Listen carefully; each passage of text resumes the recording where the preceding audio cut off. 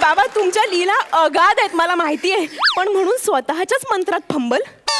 मंत्रात इकडे मंत्रात फंबल. मंत्र बोलतोय मी मंत्र. अगं कळवळतोय ग आणि वरनं दाबतेस का निर्लज्जासारख्या ग काहीतरी दे ना.